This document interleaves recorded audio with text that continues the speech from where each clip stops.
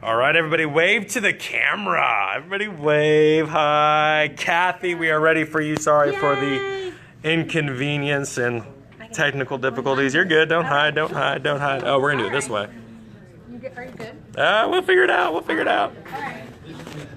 All right, guys, I wanted to welcome all of you to the first nutrition session. My name's Kathy Levin. I'm a dietitian and a certified diabetes educator. I worked about 30 years for Memorial, and then about 2 or 3 years ago, I went out and I have my own business. And I actually work with Fit Club for a program that Prairie has partnered with Fit Club to do the Ornish Lifestyle Medicine program. So I got here at 8 o'clock this morning, and I continue on to be with you guys right now. So what we're going to do tonight is it's more of a generalized presentation. Next week we're going to speak specifically on menu planning because a lot of people in the group said they were interested in that.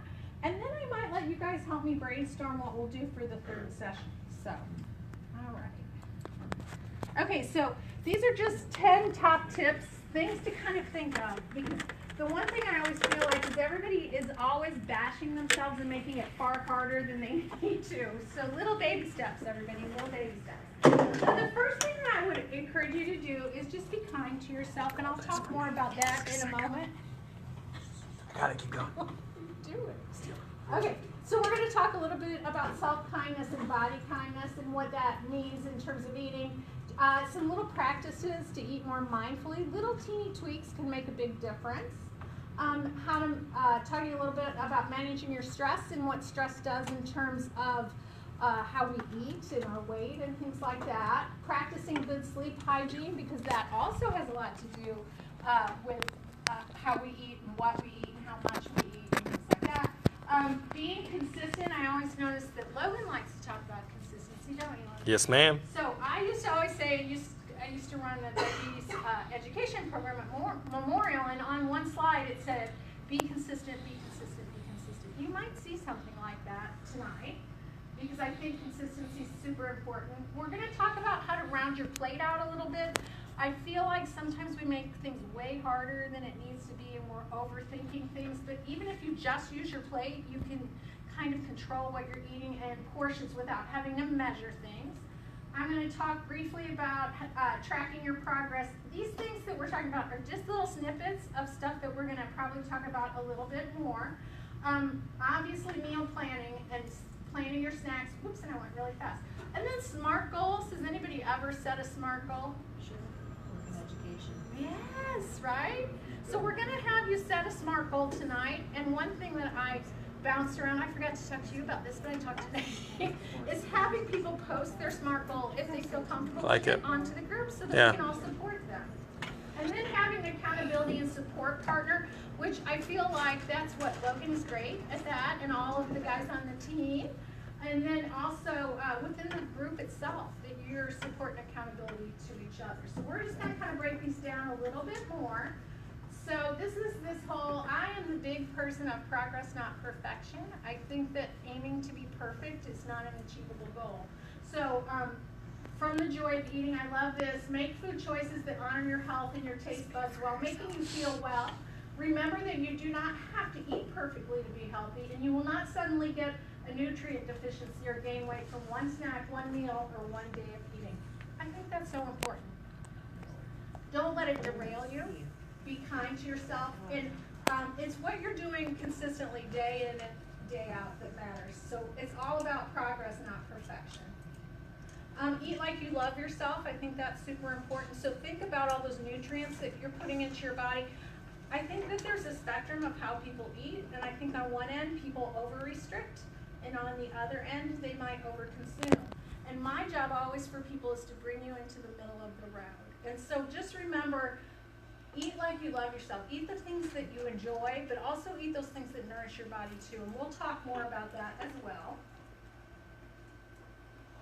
So celebrating the little victories. I think it's super important in this progress that you're going to make in the next 6 weeks to celebrate every time you have a little victory. The other day I was talking to a lady in our program, and she was talking about all the things she's done bad. Now, I'm sure no one in this room has ever done that. Have you? Have you ever had that internal conversation about why do I always do this? Or why did I eat that thing?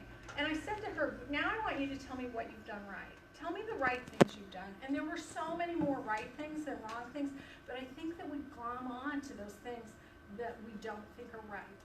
So try to be nice to yourself. It's probably the biggest thing. I think we're far worse critics. One of the things I like to say too is, would you say the things that you say to yourself in your head about how you eat, if you're not exercising the amount you think you should, all those health things, would you say that to your kid? If your kid, would you say, oh, I'm so stupid, why did I do this thing?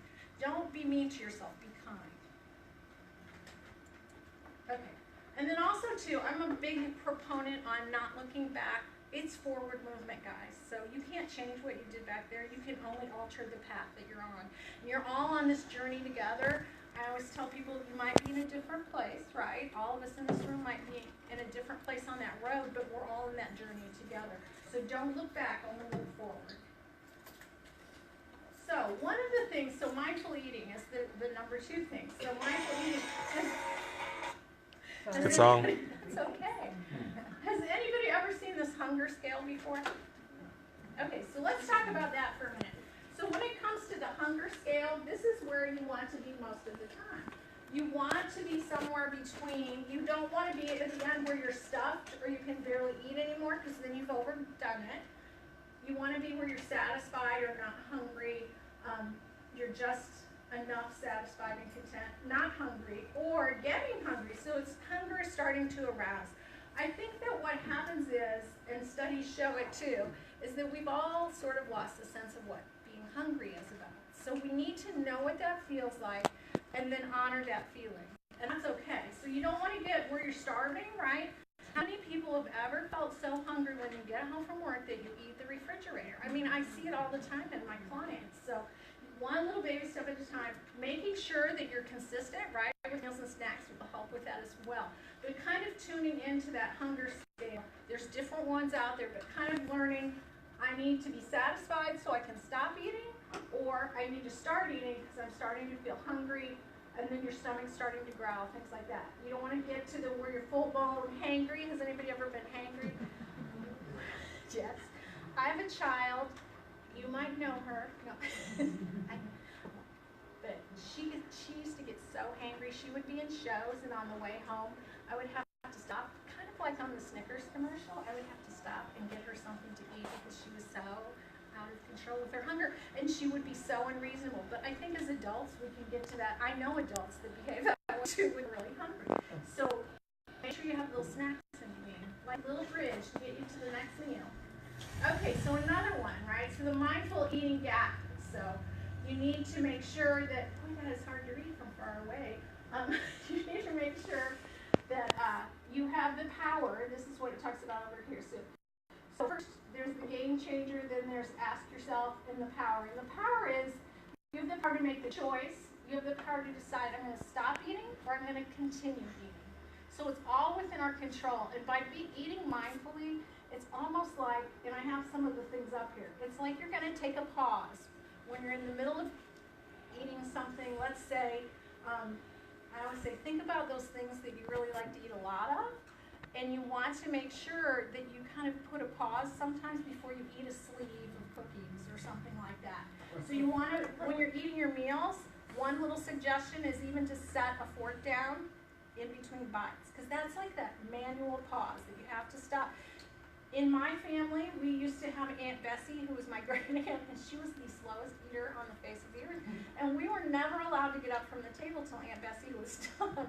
But I grew up in a family where you ate really fast, but slow it on down like Aunt Bessie. Think of my Aunt Bessie when you do that. Chewing your food 10 times. That is a lot of times. Has anybody ever tried that little trick? No, it takes a long time to chew each bite 10 times. But it gives you time to slow down. Because it takes almost, and we'll talk about that here in a second, 20 minutes for your brain to register that you've eaten. So if you slow down, then you're not as hungry and you don't consume as much. Also, just enjoying the conversation. So, part of, in this program that I'm in, we teach them to eat a plant-based diet. So, I believe the percentage is less than 10% of people in America eat plant-based right now. And so oftentimes you're the only person in the room eating a plant-based diet. So we always talk about how sometimes what you need to do is learn to go whether or not they have plant-based food or not, don't make it be about the food. Become more mindful of, why am I really there?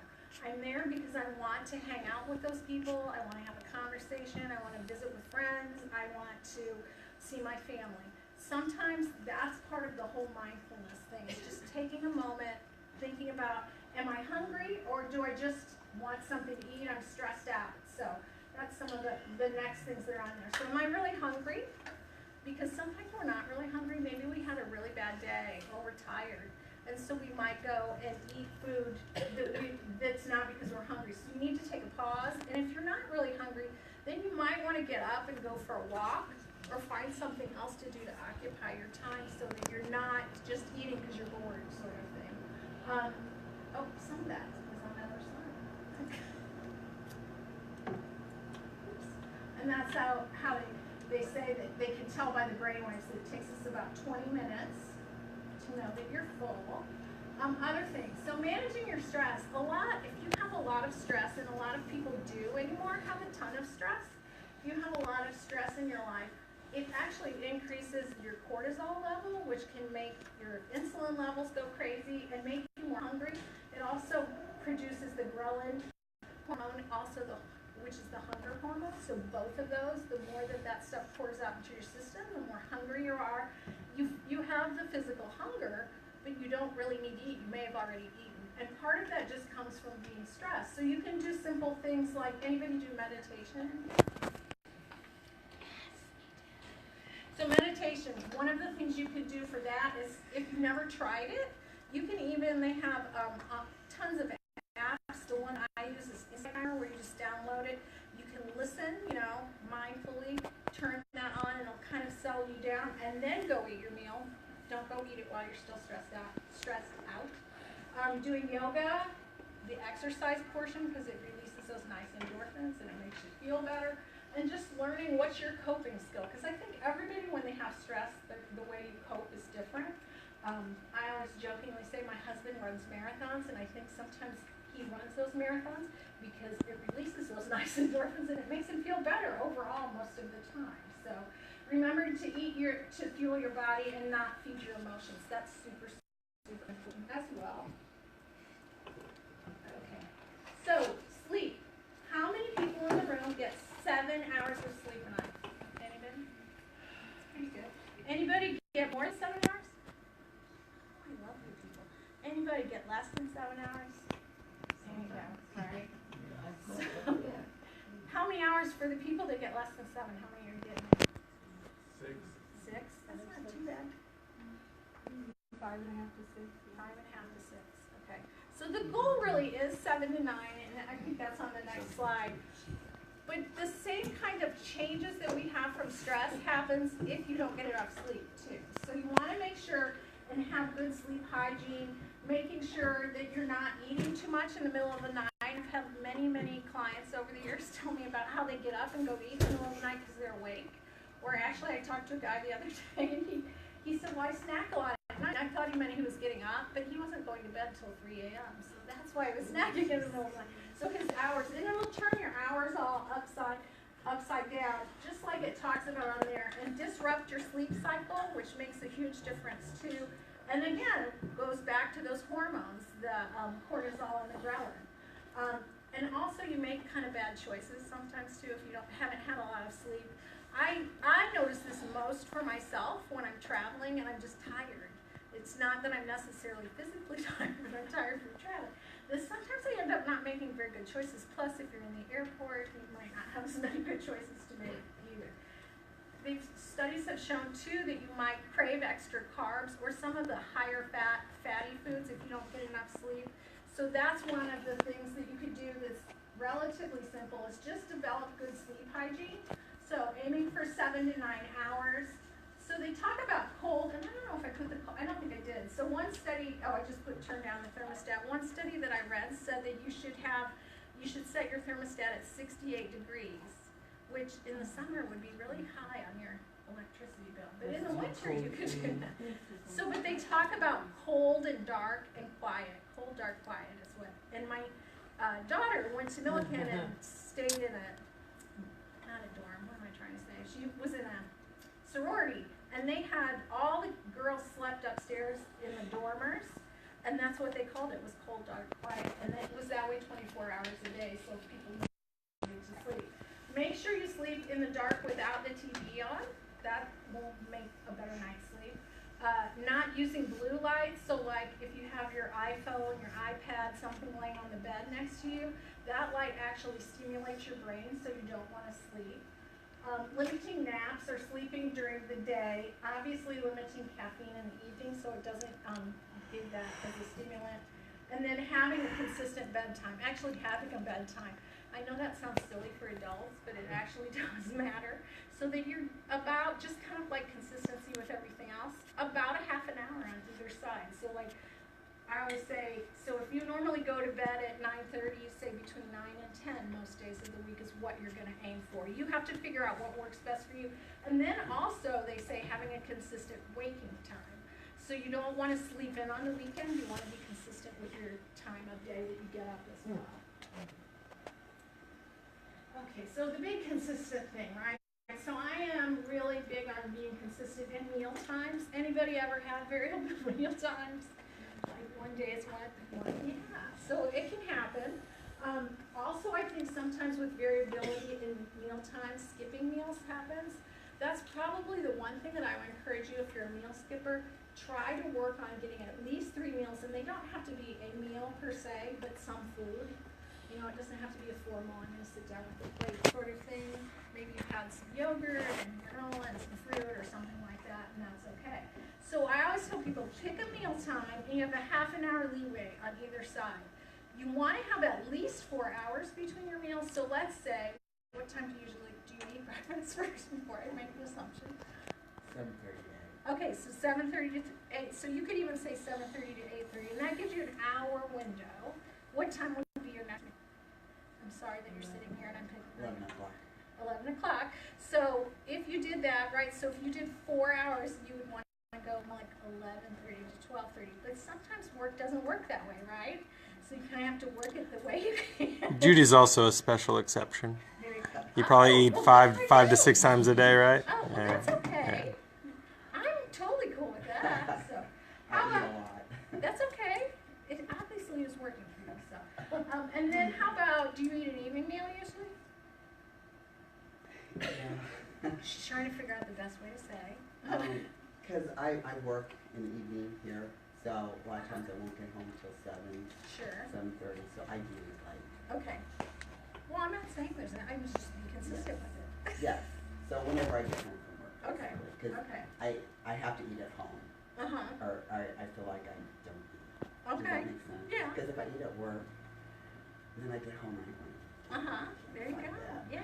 No, it's harder too when for people that work, has anybody worked like an alternative work shift where maybe they work overnight, or over the years I've had a lot of people that were truckers. It's hard when you don't have like a 9 to 5 or 8 to 5 job, just because the rest of the world works in a certain way, so meals run at different times as well. I'm not going to ask if anybody skips meals because I always feel like people feel judged when you talk about it. So also, be consistent with your meal size. So eat about the same size meal. In other words, and I've seen people do this a lot. So they might eat a little bit at breakfast or skip it, a little bit more at lunch, and then eat a huge amount at dinner. And probably that's almost backwards of the way it should be. But if you could try to make it be about the same amount at each meal, it will even out kind of how those hormones work in our body, how our insulin levels work, and things like that. Be consistent with your exercise, obviously. I'm sure that Logan and you would agree, right? You don't want to just exercise 7 days one week and 1 day the next week. Try to make sure that's part of, like, schedule yourself in your day. And being consistent with sleep as well. Okay, we're going to talk a little bit more about balancing your plate. I'm sure you guys have seen this maybe a million times. I don't know. But I really have found, especially in the program that we do here, that by simply removing the measuring of things sometimes and keeping it on that size plate, and you can't pile it up like this, right? You have to have it be more normal. Then it's portion control without having to weigh and measure, essentially. So we're going to talk about each of those little sections and the ways that you want to do it. So you want to concentrate, and I think this is so important, on adding, not taking away. So adding those things that are more healthy for you, things that promote heart health and prevent diabetes and all those things that can happen.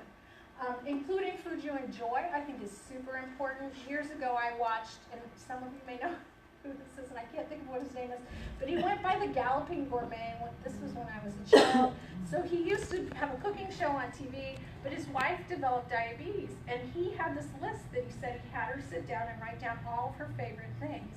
And then he cooked around the foods that she liked to eat, the flavors, because I think having the right flavor palette for what you like is much more important than going by a rigid diet where I'm eating things I don't enjoy. So aim to get in at least the minimums, which we'll talk about those in a minute, and trying to, especially with fruits and vegetables, eat a rainbow of colors so that you get different vitamins and minerals and things like that in your diet. So, some basics, right? Use a 9 to 10 inch plate. Does anybody have a 9 to 10 inch plate in their house? It wasn't like to size of what was on the screen just a minute ago? It wasn't like a 2 foot by 3 foot plate? No, okay. Well, I need to change some things, let me tell you. Yeah. Well, in my house, like I have these plates from IKEA and they're 3 different sizes, and I use the littlest one because it's kind of a mind trick for you. So if you size down on your plate size, it seems like you have more food. But don't go more than a 9 to 10 inch plate. My joke always is, when's the last time you went out to eat and there was a 9 to 10 inch plate? It's served on a platter, you know? And so we've developed what they term now portion distortion, because people don't know what a normal serving is, and they think they're supposed to eat everything off their plate. So smaller plate is always the way to go. Even smaller cups, using smaller utensils. I know that sounds crazy, but the more times that you put a bite in your mouth, you feel like you got more to eat. As where if I divide something into 2 pieces, I feel like I only got 2 pieces. But if I have multiple bites of something, then I feel like I got a little bit more.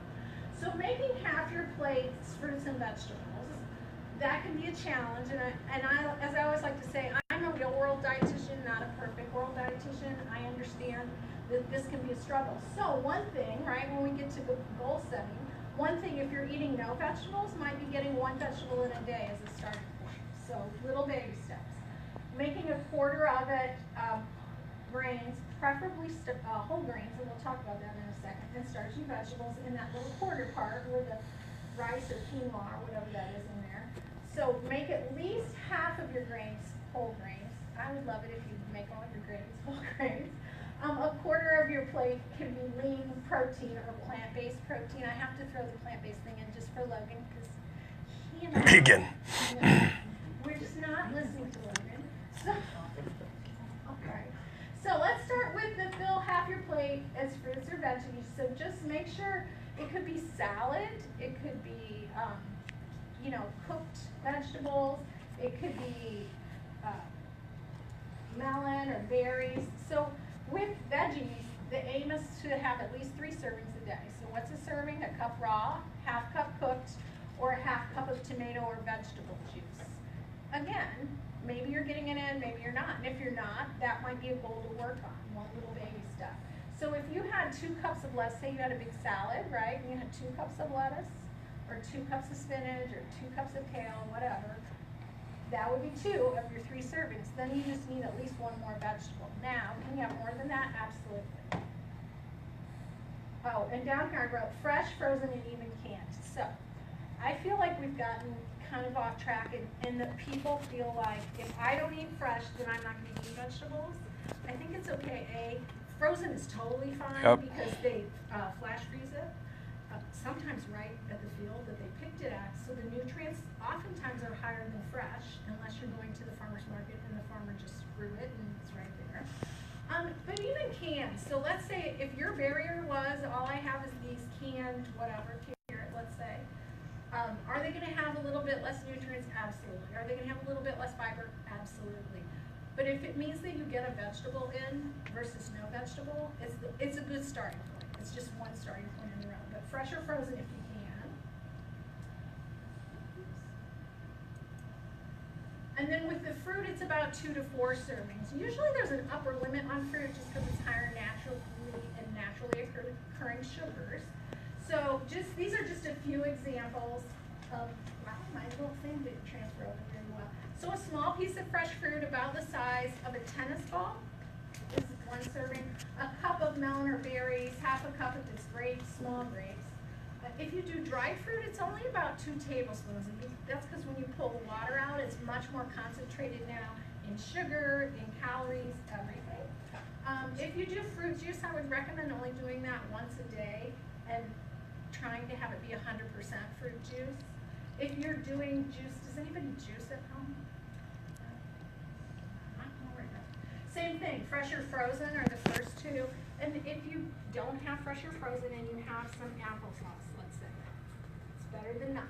So if you do canned fruit, do the juice or water pack though, so you're not getting all that extra sugar, or you can rinse it off just like you could canned vegetables. Again, I'm just trying to eat, and this is just an example, right? All those different colors mean there's different types of nutrients in there, like the orange ones have beta carotene and things like that. So food that's to be enjoyed, and I love this little cooking is love that you can taste.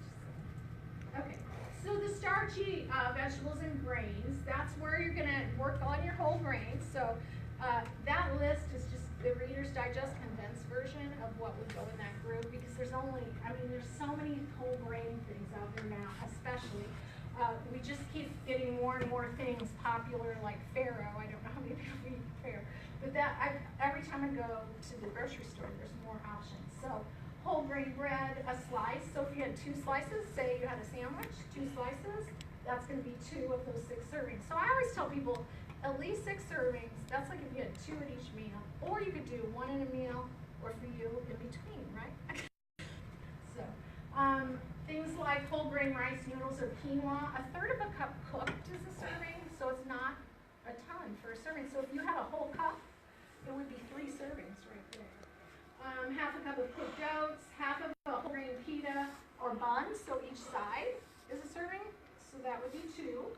1/2 a cup of corn, peas, winter squash, mashed white or sweet potatoes, a small baked potato, white or sweet, about the size of like a mouse. That would be 1 serving. So trying to make that be about 1/4 of your plate. Again, we already talked about actually whole grains.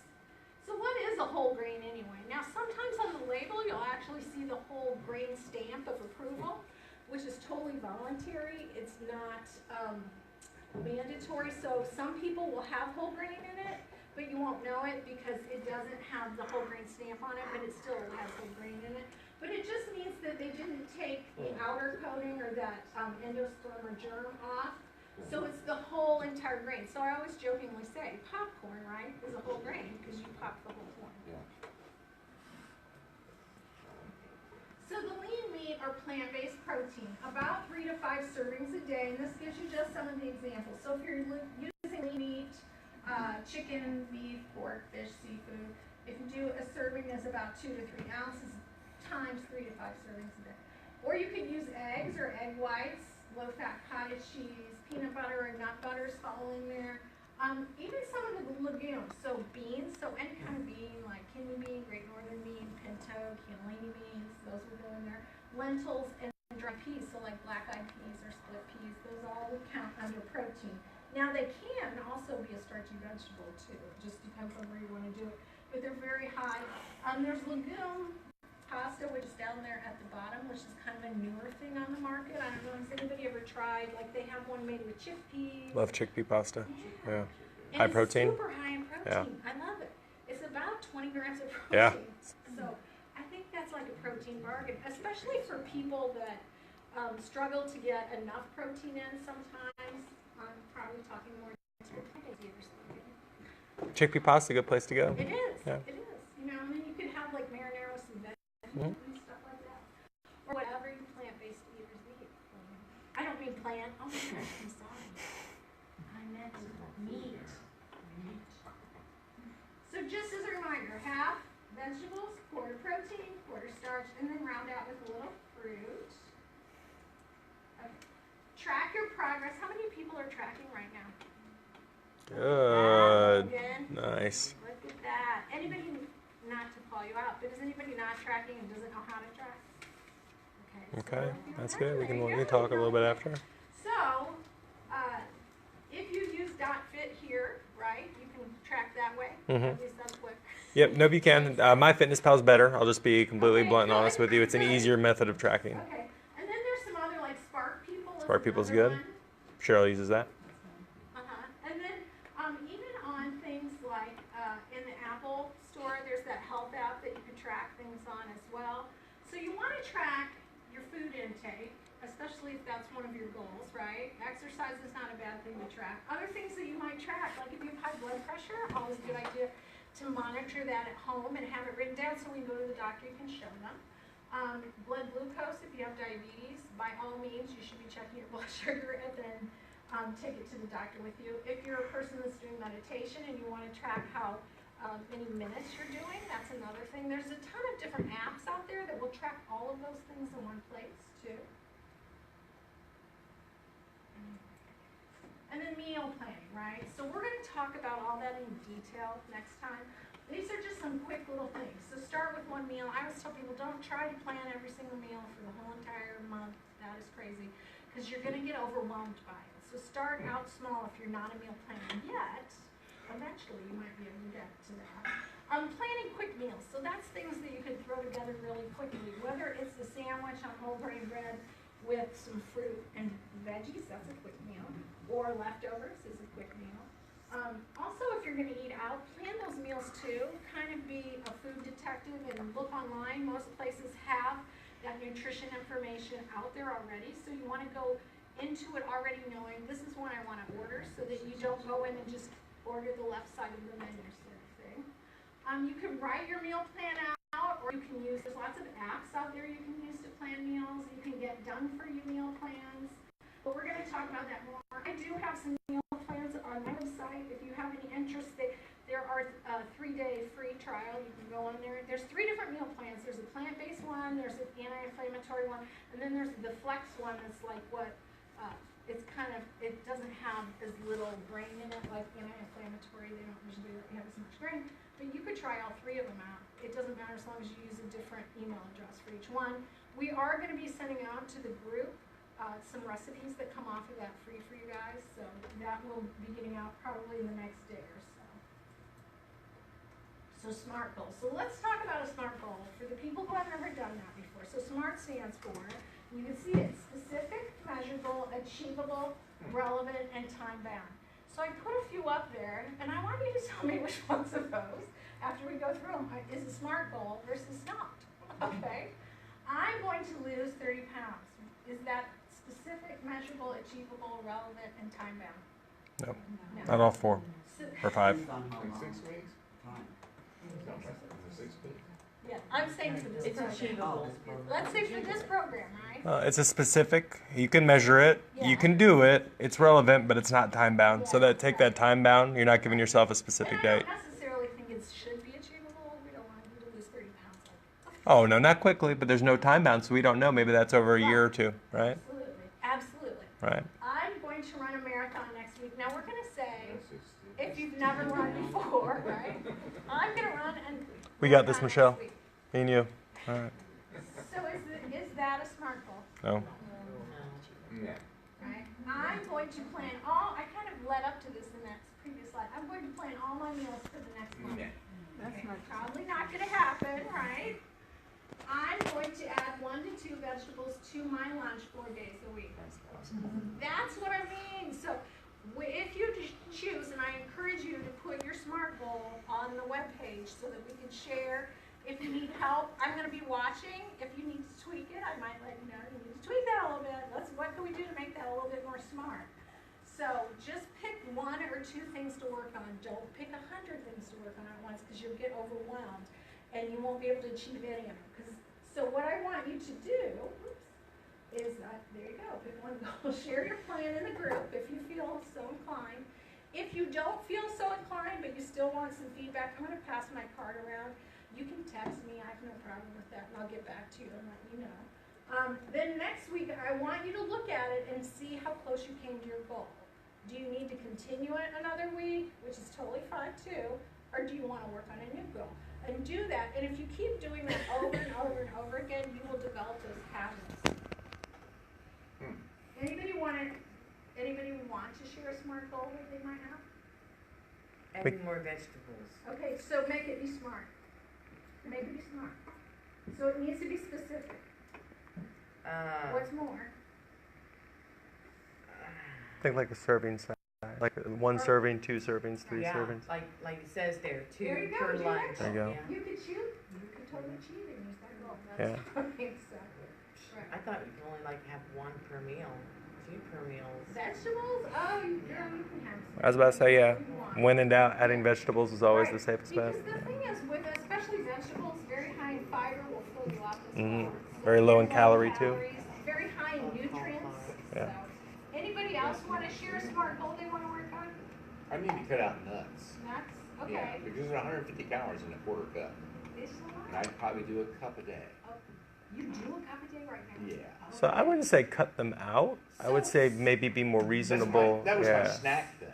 So what would be, what's So- your smart, how are you gonna do this, right? Because going Just from cut a 'em cup out. to zero. Good, go to I a feel cup. like that's extreme. Yeah, I do Well, too. I mix them.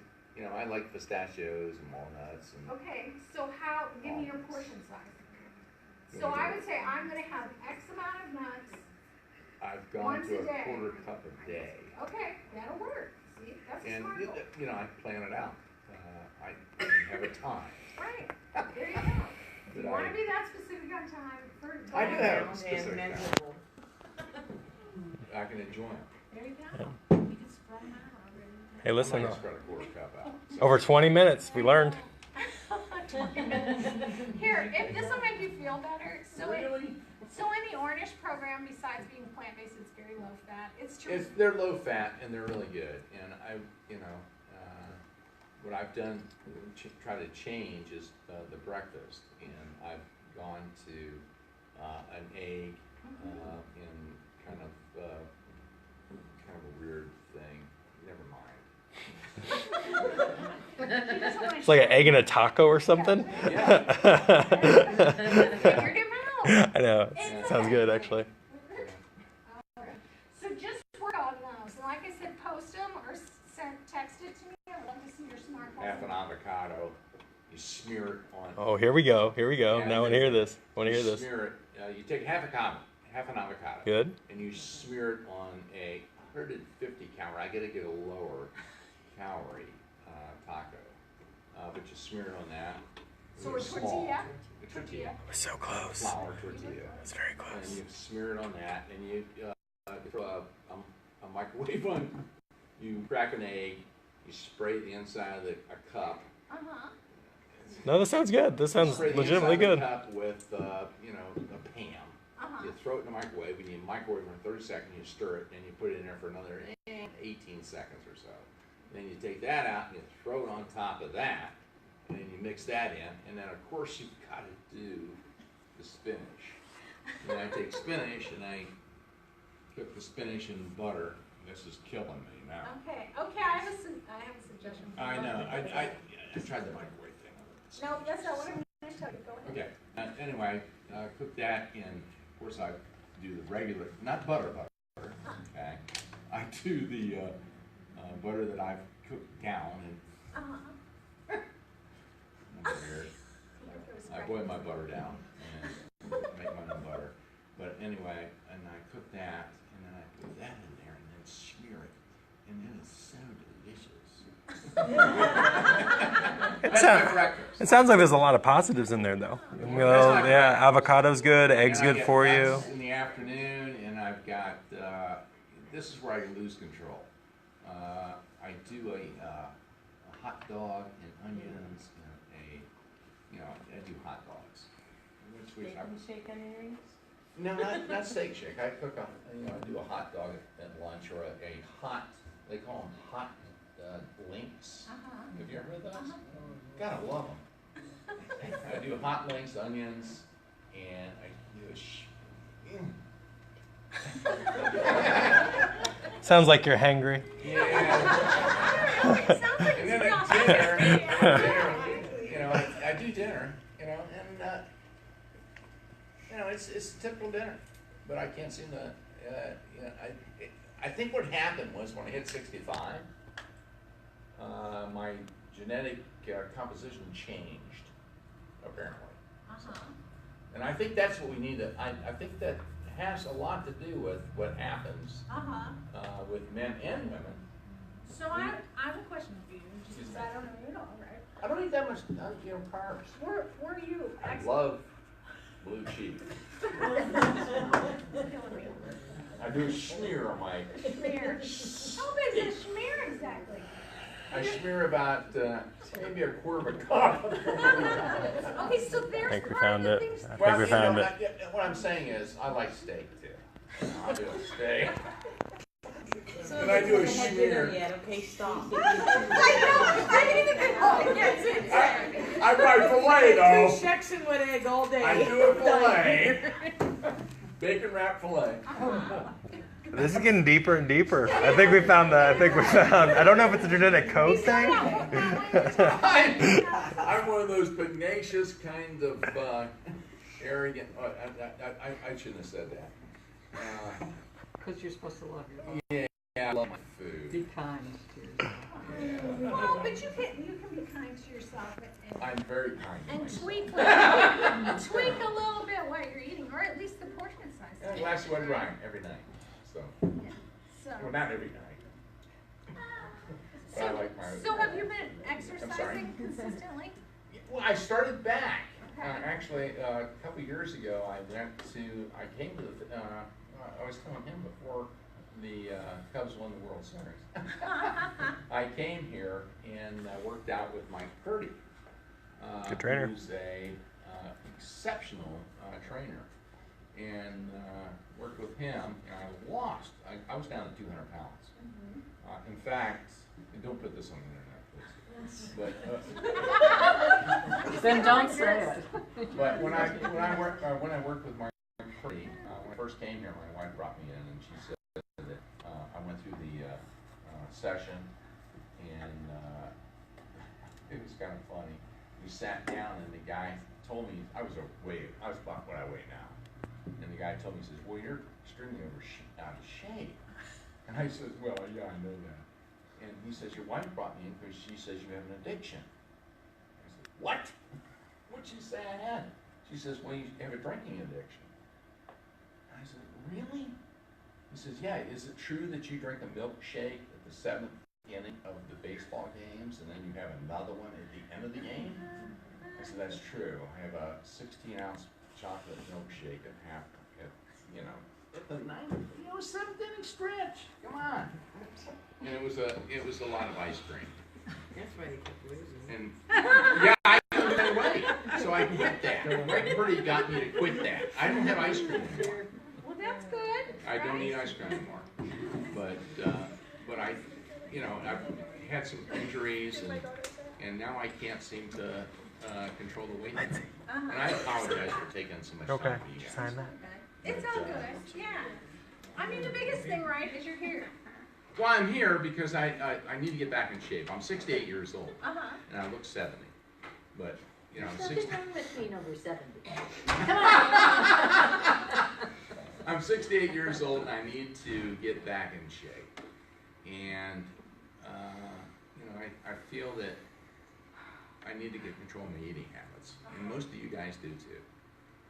To be honest with you, it's what you eat, what you put into this thing, called the machine, that really matters. And I think that these guys really can provide you an opportunity to learn how to change your habits. I mean, Mike Purdy did. And I'm back here again hoping that I can change some new habits and You can. lose this weight. No. It's a good first step, right? You just have to get back on there and Absolutely. head forward. Head forward and don't look back. And if you put this on the internet, I'll kill you. It's already on the internet. Kind of on, but But but only your voice. Yeah. But you're kind of loud, so they probably heard it. Okay. So, just to kind of wrap it up, so the last thing is the support and accountability piece. So the thing I want you to remember is share your accomplishments and challenges in the Facebook group. That's what all of you guys are here for, is to support each other. That's what we're here for, is to support you as well. Share your SMART goal. And then also, I think it's a great idea if you pair up with somebody else in this group or a friend or somebody to go on this journey with you, because going it alone could be a challenge sometimes. So that's why I love this picture with the accountability partner. So that is all I have for tonight.